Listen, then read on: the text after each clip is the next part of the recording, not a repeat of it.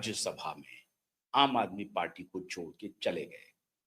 अब संजय सिंह चिल्लाने लगे हैं, कहने लगे हैं मोदी और अमित शाह ने ये किया। अरे मोदी और अमित शाह तो इसके पहले भी थे। मोदी और अमित शाह तो 2014 में भी थे, 2015 में भी थे, 16 में भी थे, 17 में भी थे, 20 में भी थे, 24 में भी थे। तब तो ये लोग नहीं टूटे, तब तो इन्होंने पार्टी नहीं छोड़ी। संदीप पाठक बहुत पहले से सांसद हो गए, राघव चड्ढा सांसद हो गए, अशोक मित्तल सांसद हो गए। आज क्यों छोड़नी पड़ रही है? क्या हो रहा है पंजाब में?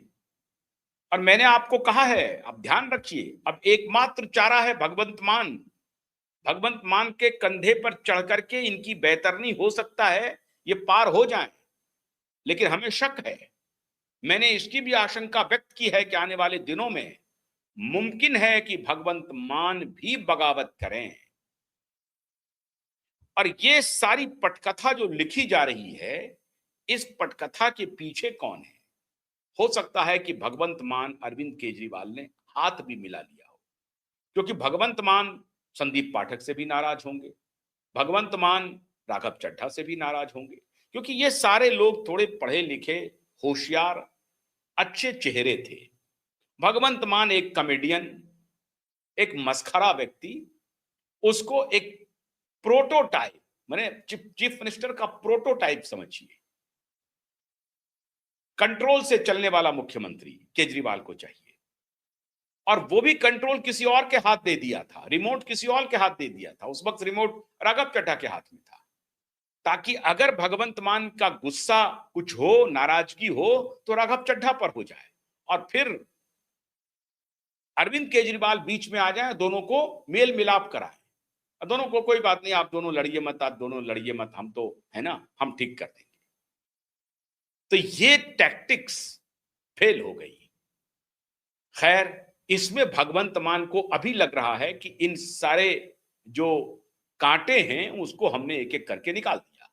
अशोक मित्तल को भी निकाल दिया, राघव चड्ढा को भी निकाल दिया, संदीप पाठक को भी निकाल दिया, हरभजन सिंह को भी निकाल दिया, सबके सब निकल गए।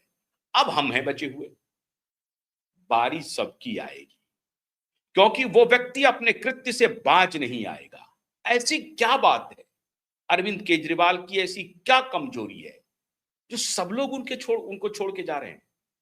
योगेंद्र यादव चले गए, प्रशांत भूषण चले गए, अंजलि दमानिया चली गई, मयंक गांधी चले गए, प्रोफेसर अरविंद कुमार चले गए, संतोष हेगड़े चले गए, आशुतोष गुप्ता चले गए, कुमार विश्वास चले गए, और बाकी तो ये सारे बड़े नाम थे, सबके सब छोड़ के चले गए।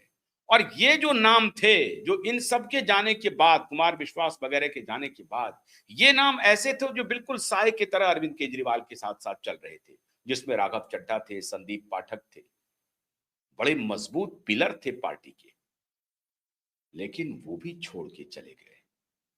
अरविंद केजरीवाल, अपने कृतित्व को देखना शुरू कीजिए, और अभी तो आपके लिए जेल के सलाखे खुलने वाले हैं। और इन सबको मालूम है, ये जो साथ के साथ छोड़ के गए हैं ना, इनको मालूम है कि जस्टिस स्वर्णकांता शर्मा की अदालत में जो केस चल रहा है, उससे ये व्यक्ति बरी होने वाला नहीं है, क्योंकि जस्टिस स्वर्णकांता शर्मा ने कहा है कि मैं रिक्यूज नहीं करूंगी, अरविंद केजरीवाल के मुकदमे को पूरी तरह से सुनूंगी।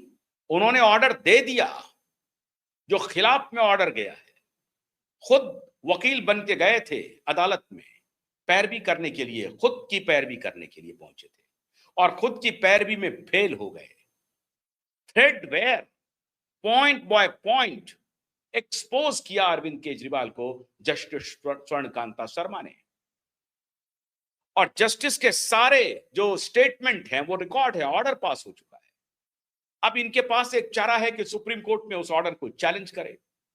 तो सुप्रीम कोर्ट में लार्जर बेंच बैठेगी, डिवीजन बेंच बैठेगी, या लार्जर 5 बेंच सदस्यीय, 7 सदस्यीय या 9 सदस्यीय बेंच बैठेगी? क्योंकि अगर जस्टिस स्वर्णकांता शर्मा को अरविंद केजरीवाल की सुनवाई से अलग करना है, तो सुप्रीम कोर्ट को तथ्यों पर निर्णय लेने पड़ेंगे, साक्ष्यों के आधार पर निर्णय लेने पड़ेंगे। और जस्टिस स्वर्णकांता शर्मा ने जो तथ्य पेश किए हैं, जो साक्ष्य पेश किए हैं, उसका खंडन तैयार करना पड़ेगा सुप्रीम कोर्ट को, और सुप्रीम कोर्ट को उसका खंडन तैयार करने में नाको चने चबाने पड़ सकते हैं। जो तथ्य स्वर्णकांता शर्मा ने रखे हैं, जो साक्ष्य स्वर्णकांता शर्मा ने रखे हैं, उसको अकाट्य वो उसको काटना, वो बिल्कुल अकाट्य है, ये मान के चलिए आप। तो एलिगेशन लगा दिया, भाग गए।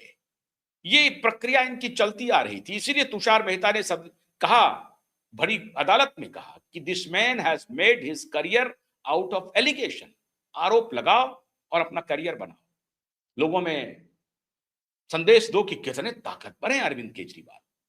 लेकिन अब तक जितने के खिलाफ अरविंद केजरीवाल ने आरोप लगाए, सबसे लिखित में अदालत में माफी मांगी, और इस बार तो अदालत के ही खिलाफ आरोप लगा दिया कि आप ही हमें न्याय नहीं दे सकती, आप ही बायस हो सकती है, आप निष्पक्ष नहीं हो सकती है, यह आरोप लगा दिया अदालत पर। अदालत ने एक एक करके कह दिया कि आपके हमारे निष्पक्षता पर उठाए गए सवाल पूरी तरह से कपोल कल्पना है, आपका डर है, आपका संशय है, और हम संशय पर काम नहीं करते। आप किसी को आरोप लगा करके भाग नहीं सकते। तो जैसा अब उनको बोलना पड़ेगा। अब ये सारी प्रक्रिया बनी, ठीक है, अमित शाह मोदी ने क्या किया सात सांसद के साथ, ये मैं कल बताऊंगा। अमित शाह ने किया या मोदी ने किया या किसने किया, ये सब बताऊंगा कल, थोड़ी और जानकारी मुहैया कर लूं। अभी तो आप देखिए कि पार्टी किस तरह से टूट गई। अरविंद केजरीवाल को सोचना चाहिए कि आज उनके जो पिलर लाइक कार्यकर्ता थे, नेता थे, सबने साथ छोड़ दिया। It is a matter of days मित्रों, when this party will be seen in the museum, कि एक आम आदमी पार्टी थी। आप देखेंगे आने वाले दिनों में कहीं के नहीं रहेंगे। तो इसको कहते हैं कि अगर आप बदनीयत से कोई काम करना चाहते हैं तो उसकी एक उम्र है, उसकी एक सीमा है, और अरविंद केजरीवाल के बदनीयती की उम्र पूरी हो गई। दूध के धुले ये सातों भी नहीं है, लेकिन कम से कम इन्होंने फैसला तो किया, देर से ही सही, पश्चाताप तो करेंगे। अब ये मोदी की तारीफ कर रहे हैं, कल तक ये मोदी के खिलाफ में खड़े थे, लेकिन अब ये मोदी की तारीफ कर रहे हैं, गृह मंत्री अमित शाह की तारीफ कर रहे हैं। खैर, इनको नई यात्रा मुबारक हो, लेकिन अरविंद केजरीवाल, आपकी नियति यही होनी है, और अभी प्रकृति को आपकी नियति देखनी है। इंतजार कीजिए। बहुत बहुत शुक्रिया। नमस्कार।